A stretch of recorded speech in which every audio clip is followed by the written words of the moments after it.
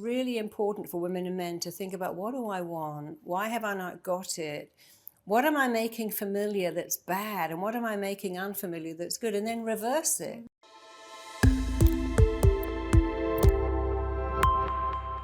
And women say to me, oh, yeah, I met someone. They were too good for me. What are you saying? They really say that? Oh, all the time. Really? And men, too. They were too good. You know what they're saying? Their behavior was unfamiliar. I date people that dump me, cheat on me with my friends. That's terrible. I've met a really nice guy. I had exactly that situation. I coached a girl. And I said, you know, you're just going out with your dad over and over again. So I did a little session with her about the familiar. Off she went back. She came and said, it was amazing. I met this guy. He was all over me. He called me, he picked me up, he took me out, he sent me a text. I'm not seeing him again. Why not? He's too good for me. I said, no. His behavior is unfamiliar to you. And if you stay with it, guess what? It will become familiar. She's married to him now. That's awesome. But you've got to make a choice. What am I going to make familiar and unfamiliar? Being dumped, being not called, being rejected. And now I'm so happy that it's hard to imagine. I was a single parent. I raised my daughter entirely on my own. How I made that being second best familiar. And then I made it unfamiliar. It's a choice. And then you've got to keep repeating it and making this familiar and it really works. So what are you going to make familiar and unfamiliar? I think I'm going to make familiar somebody who's very giving and kind and loving. Yeah. I think that's the one I'm most turned on by that right now. And I really like those types of people. You know, the hardest part in any dating scenario for anyone out there looking is finding the person. Yeah. It's not, there's a whole set of problems when you get the person, but when you're looking for the person, it's work. It's not easy. Yeah. And there has to be, you know, this, you want to become magnetic. You want to become so and that's attractive. The belief. If you believe that you are magnetically attractive and say it every day. You don't have to do the work. The work, it'll just show up. Yeah, people just, but you've got to keep saying it, I'm magnetically desirable. Because desirable isn't really about having a perfect body. There are many women, look at Kim, onto her third divorce. You can have an amazing body, be the hottest person on the planet and get dumped. You can be ordinary. A bit like Camilla Parker Bowles, she's always believed that she is magnetically desirable. Oh my God, we all want her brain. We all want her brain. And Charles adores her. I mean, you may say, well, that's not what happened with Diana, and that's true. But I'm only talking about a woman who isn't a 10, but believes she is. And if you believe that you are gorgeous and magnetically desirable, that's why, you know, people say, I didn't date anyone for 3 years. I met someone and immediately other people hit on me because you're giving off that thing. Well, it's like getting one job, you get 5 other offers. Yeah, you've got to believe you're desirable. I agree with and worthy of love. I believe in mantras. So I say mantras to myself over and over again. I wake up in the morning, you know, besides saying, you know, I'm good enough, like what you teach, I will say I'm adorable, I'm lovable, I'm this, I'm that. And I'll do it before a date. Yeah. I'll do it before I get online. And then add into that, and I'm attracting someone who sees it and believes it. I'm attracting, you know, I always say I'm attracting my compatible mate or husband if I want to get married. Yeah. But when you get online, you know, it can pull you down. Yeah. So you have to realize this is just one speckle of the community. You all think it's only what's online in the dating community, and that's all there is. Yet you forget when you go outside, there's a whole world that are not on social media, that are not on the internet. Doctors, lawyers who can't be for business purposes alone, for privacy reasons. And you forget there's a whole other world out, and they don't look up. I go to a restaurant, everyone's on their phone. I'm like, look up and smile at someone. It's so weird how that's another big one. We're now connected to our screens. There's a great restaurant in England. It says outside, we don't have Wi-Fi. Talk to each other. Oh my God, you're kidding. Yeah, and people go there, but that is the problem, that, you know, the plane lands, everyone gets out their phones. In a restaurant, everyone has their phones, and now we're connecting to screens. We're connecting to people who aren't Well, we're becoming real. a robotic society. And like in Japan, you can rent a robot to keep you company. company. I know, I've seen this. You can also rent friends. There's sex robots now. I know. But one of the things that have sex with a robot, that's just it's bizarre. It's disgusting. One of the things that I always tell people is the biology hasn't changed, just the technology. At all. And if you keep using the technology as an excuse, you are avoiding connection. Yeah. You're just avoiding connection. And technology can reject you. Can reject you.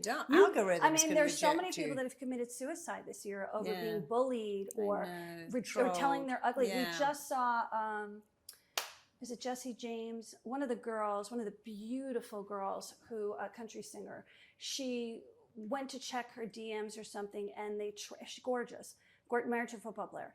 They trashed her, and she said for like a week she was in depression over. Well, we had two people on Love Island do that show who actually killed themselves too, and gorgeous to look at. But you have to have a real connection with a real person. You can't really connect to a screen. No. I mean, and when people say, I met a guy recently, and he told me he'd been dating this girl from England for 4 years. Never met her? They'd never met. I'm like, that happens every single day. I say that's not a relationship. Of course, it's not a relationship. But he is from a generation that believes talking is a relationship, and he calls her the girlfriend. And I said, "What is preventing you from meeting this person?" And what it is, they're always busy. It's either they're busy, or the number one thing is they will reject me if they see me. Yeah, of course. If they see me, because... Well, that's the belief that I'm not worthy of love. I can date someone yet they'll online. FaceTime with them. Yeah. They'll FaceTime with them. And I'll sit there going, okay, you're FaceTiming, you're Zooming, and you can't meet them in person, and you're not broke? What is the story here? What's really going on in your head? Well, that's the three things. If I've got to believe I'm worthy of love, know what I want, and go and find it. If I believe I'm worthy of love, and I meet someone who wants to date me for 4 years on a screen, no, that's not that. I've clearly decided what I want, and what I want is you to turn up. Years ago, when I was dating, someone said to me, because I'll e you next week. I'm like, oh no, you're going to e me next week? Well, send me a message. I get that at work. I knew straight away that's not what I want. If you can't even pick up the phone and turn up, even if someone says, hey, I'll meet you in town, it's like, no, I want someone to come and collect me. If someone said, well, can you drive 2 hours down the freeway to meet me? Maybe when we began dating, but in the beginning, no, you got to come to me. So it's that clearness of what I want. If I know what I want and it shows up on a screen, it's like, if I was a parent, I wouldn't say to my kid, hey, I can't see you, but I'm going to speak to you on the screen. I'm going to read you a bedtime story on a screen. And I have guys who say, I don't see my kid, I'm busy, but we have quality time, because I read them a story every night. I'm like, well, they're interacting with each get on other. a plane and go and see your kid. You can't have a relationship on a screen. That should be as well as, not instead of. So if you're only seeing someone on a screen, that's not a relationship. If you're not having sex, that's not a relationship. If they are not making an effort to make you the number one thing in their life, except if you have young children, of course, but if they're not making you the most important person in their world, that's not real. So you have the number two is, what does it look like? How does this person, how do I treat them?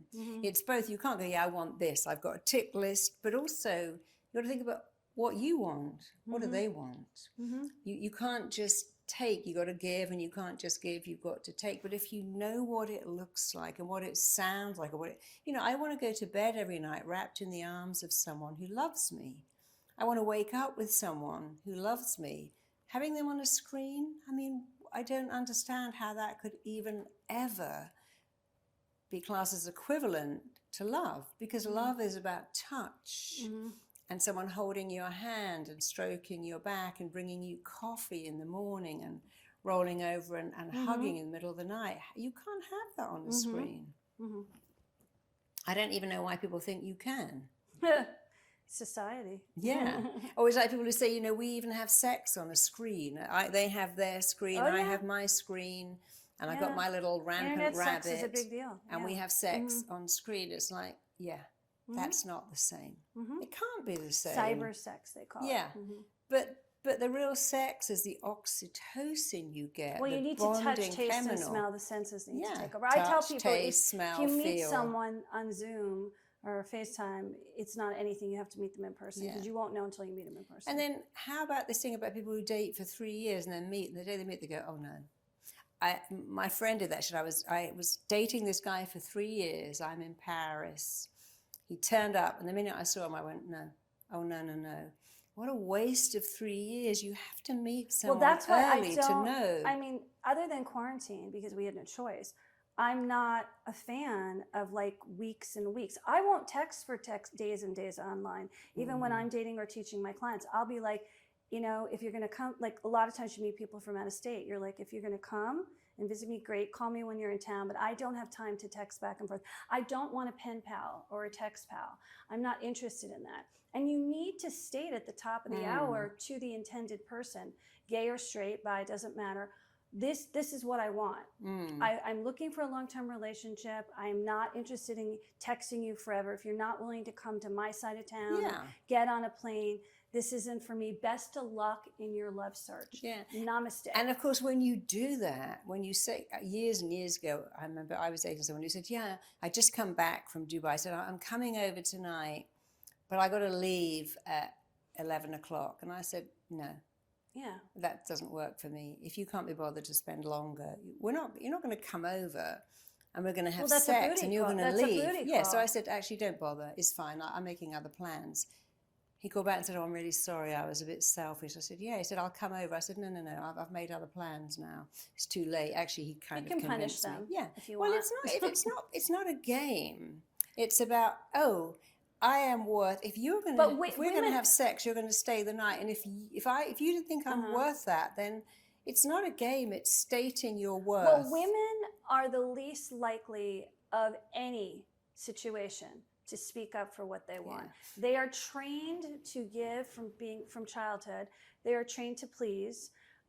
They're trained to not make waves. I know. And so if you don't untrain that, you will end up that 70-year-old woman who wasted her life. But when you make the waves, men like you more, and but women I don't mean because typical you're waves. saying, I'm talking about it's not rational. difficult. It's about your worth. So if someone turned up on your birthday, I remember years ago, this very same person I was dating had gone to Portofino, one of the most expensive places in the world.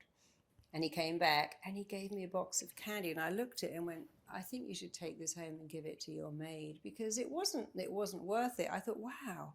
He said, it's the thought that counts. I went, yeah, and here's the thought. You're standing in the line at the airport. And you went, oh, Marisa, and you reached out and bought me a box of candy. And I don't eat sugar, by the way, and you know that. And there was no thought, so I gave it back to him.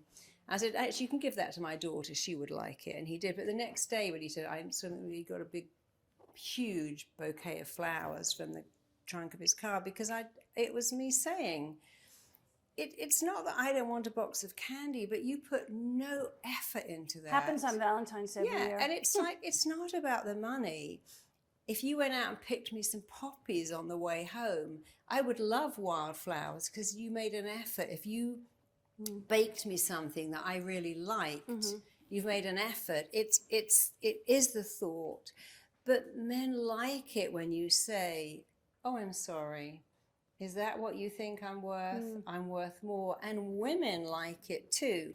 Check out my next video here. There's elements of the bad boy that in some ways are, we look for even in the good person that we end up with. You may marry a good man, but it's hot when you marry a good man